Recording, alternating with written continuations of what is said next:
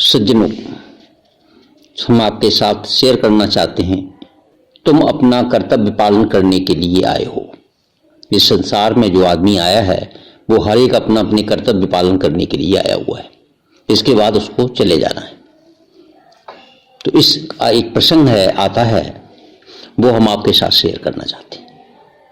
एक राजा था, वो बड़े परिश्रम से राज करता था और प्रजा का अपने का बहुत ध्यान रखता था, परंतु ध्यान रखते हुए भी वो थक जाता था। अंत में दुखी होकर अपने गुरु के पास गया, जो एक वन में एक वृक्ष के नीचे रहते थे।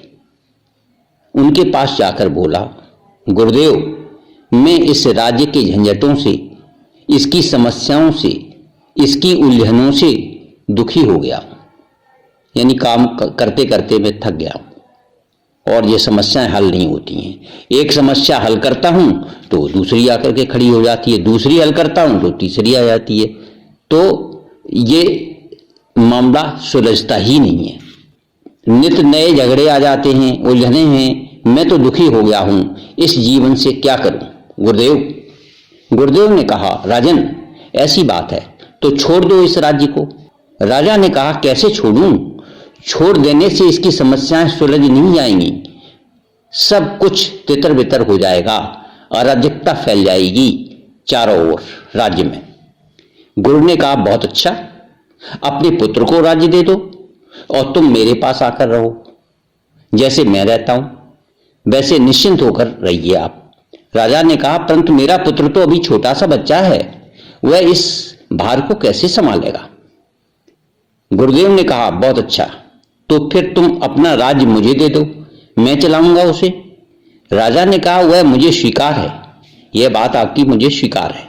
गुरु ने कहा, तो हाथ में जल लेकर संकल्प करो कि सारा राज्य मुझे दान कर दो। राजा ने ऐसा ही किया। उन्होंने जो अपना राज्य था वो गुरुदेव को दे दिया और उठकर चल पड़े। गुरु ने पूछा, आप कहां जाते हो? राजा ने कहा, कोष में कुछ रुपया लेकर किसी दूसरे देश में चला जाऊंगा, वहां अपना व्यापार करके जीवन व्यतीत करूंगा। गुरु ने हंसते हुए कहा, राज्य मुझे दे दिया संकल्प करके, और तो कोष तुम्हारा कैसे हो गया? अब तो कोष हमारा है, उस पर तुम्हारा कोई अधिकार नहीं है। राजा ने सिर झुकाकर कहा, वास्तव में अब मेरा कोई अधिकार नहीं है, राज्य में वापस नहीं जाऊंगा। गुरु ने पूछा, फिर करोगे क्या? राजा बोला, कहीं जाकर नौकरी कर लूंगा। गुरु बोले, यदि नौकरी करते हो तो मेरी ही कर लो, इतना बड़ा राज्य है और मेरे पास उसे चलाने के लिए किसी न किसी को तो रखना ही पड़ेगा।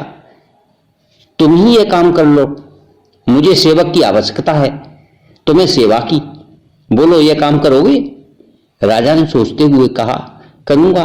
गुरु बोले, तो जाओ और आज से मेरे सेवक बनकर राज्य को चलाओ। देखो, वहां कुछ भी तुम्हारा नहीं है, वो सब कुछ मेरा है। भला हो, बुरा हो, हानि हो, लाभ हो, यह सब मेरा होगा।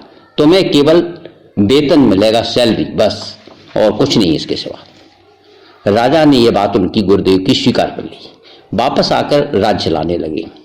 यदि कोई 1 मास के बाद गुरु ने नगर में आकर पूछा, कहो भाई, अब इस राज्य को चलाना कैसा लग रहा है आपको? अब भी क्या दुखी हो गए हो? अब भी क्या जीवन संकटमय प्रतीत हो रहा है? राजा ने कहा, नहीं महाराज, अब इसमें मेरा क्या है, मैं तो नौकरी करता हूं, पूरे ध्यान से परिश्रम से करता हूं, फिर रात को निश्चिंत होकर सो जाता हूं। तो सुनो भाई, यह है वह साधन जिसको अपनाने के पश्चात मनुष्य कर्म करता हुआ भी उसमें लिप्त नहीं होता है, अपने आप को लिप्त नहीं करता है। अपने आप को स्वामी न समझो, सेवक समझो। ममता ही बंधन है, ममता ही दुख है। ममता गई कि बंधन कटा, दुख मिटा। ममता गई कि बंधन कटा, दुख मिटा। यहां तुम्हारा कुछ है ही नहीं, वह सब तुमसे पूर्व भी विद्यमान था, पहले भी था, तुम नहीं थे तब भी था और बाद में भी रहेगा। तुम केवल अपना कर्तव्य पालन करने के लिए यहां आए हुए हो, इसे पूरा करो। तुम अपना कर्तव्य पालन करने के लिए यहां आए हुए हो, इसे पूरा करो और चले जाओ। जो कुछ दिखाई देता है जो कुछ तुम्हारी चारों ओर है उसमें लिपट न जाओ, उसको लिपटा न लो, न खुद उसमें लिप्त हो जाओ और किसी की चिंता न करो उससे, कहीं ममता न करो, मालिक समझकर सेवा करो। ये जो है गुरुदेव ने उनको, राजा को शिक्षा दी, बताया कि तुम अपना कर्तव्य पालन करने के लिए संसार में आए हो, मालिक बन के नहीं, सेवक बन के सेवा करो। ओम श्री परमात्मा नमः। धन्यवाद। ये शीर्षक, अगर आपको ये प्रसंग आपको पसंद आए तो कृपया से लाइक करें, शेयर करें, सब्सक्राइब करें। धन्यवाद।